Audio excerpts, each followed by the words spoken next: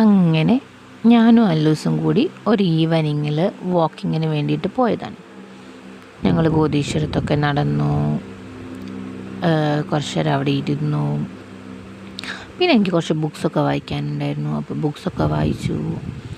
സ്കൂളിൽ വിട്ടതിന് ശേഷം ഞങ്ങൾ ചെറുങ്ങനെ ഒന്ന് ചില്ലായി.